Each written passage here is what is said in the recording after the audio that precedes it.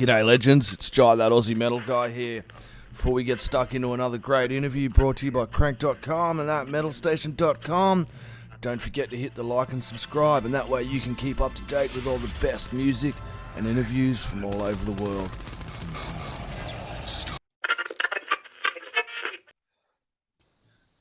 There we go. We are a go. Got to fucking remember that one. Hey, how you all going? It's Jai, that Aussie metal guy here with Crannk.com and with thatmetalstation.com. Today, tonight, wherever you are in the bloody world, I'm having a chat with Artwork for the Blind out of Louisville in Kentucky, I believe. Their latest single is Hubris Minds in Dystopian Times. It's an absolute ripper. Really cool to come across you guys. I have three of you here tonight. So cheers for joining me. Thank you. Great to be here. For the sound of audio, guys, did you just want to go through and quickly introduce yourself and what you're playing in the band? Sean Curry, vocals. I'm Larry Myers. I play drums. I'm Mike Hain. I play bass. Nice, guys. So for the uninitiated, can you tell us a little bit about your sound? How would you describe your sound to someone who's never heard Artwork for the Blind? What do you think, Coy? I'd say a lot of death and roll. Anybody remembers in bands like Entomb, and we also like to mix in thrash. Love thrash.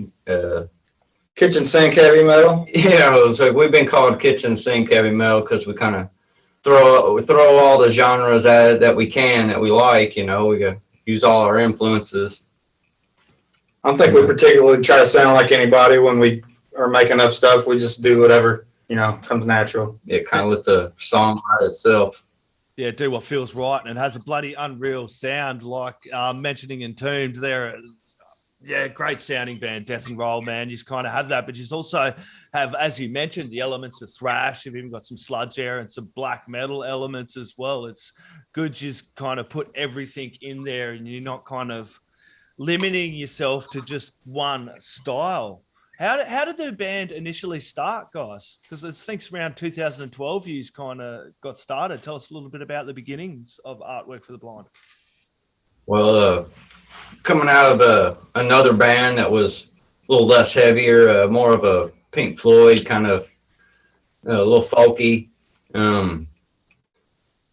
These two were more main into that band with our original guitar player, Chris Brackett, who also started this band with us. Originally, he ducked out after the second album, health issues, and we brought in Saul on the second album to kind of make up for the difference, and we was kind of wanting to introduce a second guitar player in certain areas, a lot of leads, because we didn't really use a lot of leads before, so we wanted to introduce some lead guitar and kind of push more away from like a groove metal. We was doing like a groove metal thing, and I kind of picked up with Saul a little more punk influence, and It's got a lot more energy. a lot more energetic. Yeah. A little wilder sounding. Yeah. Yeah. So what was that time like for you, like beginning as the band? Because now you're kind of getting a little bit of airplay all over the world, and that I'm sitting over here in Australia. And when you first initially started the band, what was your outlook for you guys? Where were you thinking you were going to head? Was this something you were just doing for yourselves and going, oh fuck it, let's see where it rolls from there? And well, at first we wanted to write some songs, to drink some beer, and hang out with each other again. And then about a couple months into it, I was like, hey, I think we can play some shows. Let's get on some shows and let's make it happen here. So we just took it from there, and it's just been rolling on since. Recording everything ourselves and just pretty much jamming and recording. Playing We just do it for ourselves, yeah. a lot of bloody Definitely don't do what we want to do. That's for sure. And just making music. Yeah, We've been at it for a long time. I'm not going to quit at this point, you know what I mean? Just something we do. Definitely a lot of hard work. And I think around 2019 with that Donnybrook single, I noticed that started getting a little bit more coverage and a little bit more notice for you guys as well. Tell us about that track, Donnybrook, now, because that's catchy as fuck, dude. I had to go back and cranked the hell out of that, and I got up this morning, and that was the first one I played because it's still only early here in Australia. I got up, and that was the first song I played this morning. So can you tell me a little bit about that one? Well, the lyrics are all wrestling oriented, of course. Big pro wrestling fan, old school pro wrestling. So there's a ton of pro wrestling references in there, and yeah, it's extremely energetic. And it gets the crowd moving when we play that one. We usually save it for last. It's kind of the main event, and yeah, It's a good solo riff. yeah, It's a good one. Yeah, definitely. and has a really great groove sound to it as well, man. It just has that, you know, with that death metal and that groove to it that just has you rocking the fuck out to it. Thanks, man. It's a good one. Yeah, can you tell me about the single that just brought out last year? I think it's going to be like that was the first kind of single of the double album I believe you guys are working on. Can you tell me about that track, The First Supper? Well, that's our Eat the Rich song. You know, it's a little more political. You know, we've had a couple of them in the past.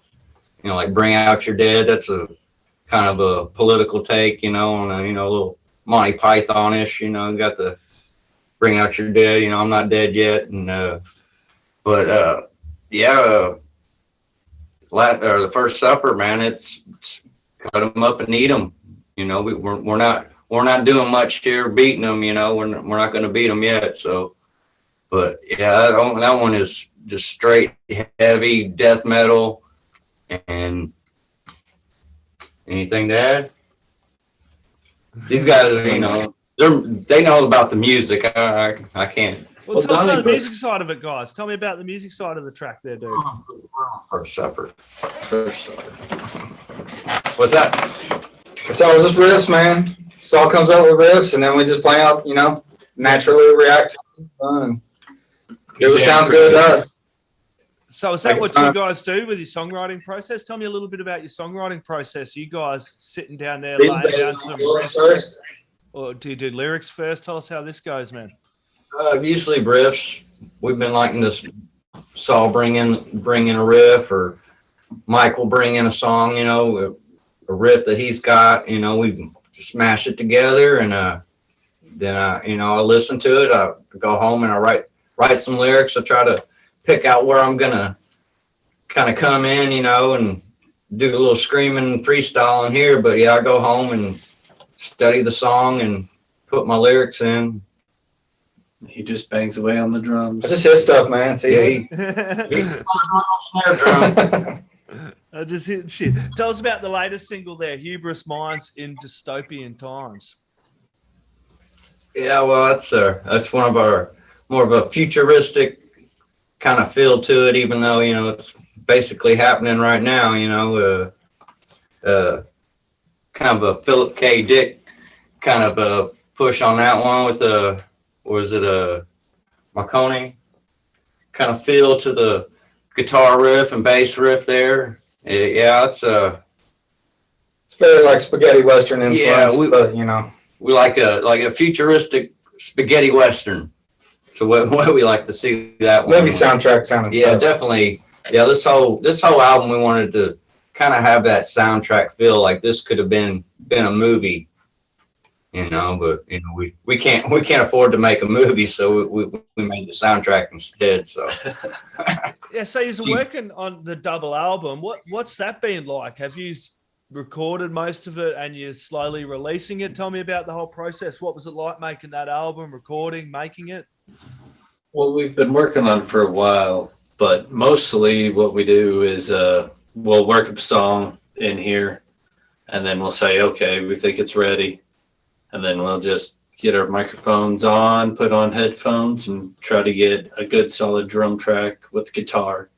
Our jam room is in a decent little studio here, so we make up 2 or 3 songs and then get it sounding good and hit record, and then we'll record, you know, a couple songs at a time, move on to the next 2 or 3. And eventually get the layout. We'll either like it or say, no, let's record it again. And most of the time we'll have a whole song together, and Coy will be jamming and in the band room.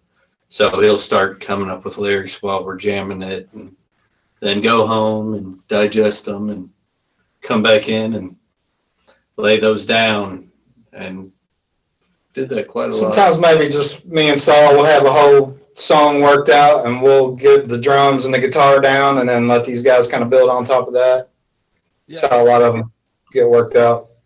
Yeah, I think it's really dope as fuck that you're doing a double album, because I've talked to a lot of bands and they're like, man, we got to make music and release singles. We don't have to pay for studio time, so we're got all the gear right here to hit record, and we jam in a studio. Exactly. So. That's the good thing I still love about our scene, the death metal, and the scene that we're in, the heavy metal scene. It was like, man, I'm just going to make a fucking double album, because as a kid, man, I love getting some of these fucking double albums, man. They were like, that was the shit, man. Pretty rare these days, yeah. Yeah. It is Very... very...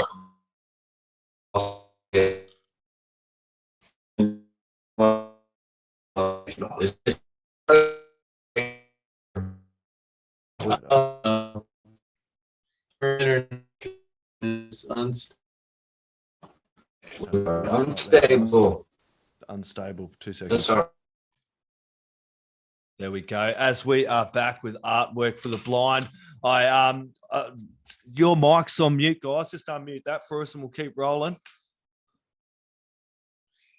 There we go. I do want to talk, man. Live music, man. How's the live music scene been over there for you guys now? Everything's kicking off. Say again. How's the live music scene? How are the live shows been going for you guys? Oh, pretty good. Yeah, we're hitting festivals, getting ready to hit up the FTA festival, Full Terror Assault. That's going to be what I wanted to mention, man. You read my mind there, Sean. I wanted to talk about the Full Terror Assault. That's a killer lineup, man. You got some great bands on there. You know, it must be really a bit of a buzz for you guys to get on there. And, you know, Suicidal Tendencies. You got Municipal Waste. There's even an Aussie band on there, Hidden Intent, which are a really great bunch of guys from down my way. Friends of mine. Cool. Really, really cool band. You guys, you must be excited about getting over there as well. Yeah, very much so. Yeah, definitely. Yeah, there's actually 2 other Louisville bands heading to it. On there, we get to play with 2 other Louisville alumni, Belushi Speedball, Bat Wizard. Yeah, Belushi Speedball are a great bunch of guys. I interviewed them as well. It's funny because I interviewed Belushi Speedball. I've interviewed you guys, Municipal Waste. I've interviewed a heap of bands off of that list as well. So it really does look like a great show, and one that people need to get along to if they can afford to fly over there, or if you're in the States, get along to it. It's definitely one not to be missed. Is there a band that you guys are excited about seeing and playing? Definitely Acid Witch for me, and of course Municipal Waste, and my second time getting to see Suicidal Tendencies. Nice I've always loved them. So I don't know, y'all been I want to see Suicide staring at the list. Looking forward to seeing Municipal Waste again. Yeah, they assured us that they're gonna F us up. I don't know if I'm allowed to cuss, so I'm not gonna get us in trouble or anything. We can swear. I'm an Aussie, mate. It's like a fucking second language down here. It's like don't worry about that. It's trying not to swear. That's the bloody key. Awesome, guys. This has been an absolute pleasure, man. I'm going to get you to go through and pick 1 track each from your collection that I can play on the radio, and why you're picking that track. Whoever wants to start, go for it. Let's say I like the newest one, Hubris Minds. I'll say Bring Out Your Dead. I like that one. Yeah, nice. Done, guys. I gotta pick one too. Bring Out Your Dead. You gotta pick one too. We all gotta pick one. Yeah. I'll go with Donnybrook. Yeah, man. Killer track. Cool.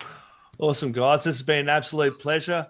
Everybody go out, check out Artwork for the Blind, put it in the stereos, crank it up really bloody loud. The neighbours are going to want to hear this as well. Cheers, guys. You have a great evening. Thanks, man. Nice to meet you, man. Absolute pleasure. Cheers, guys.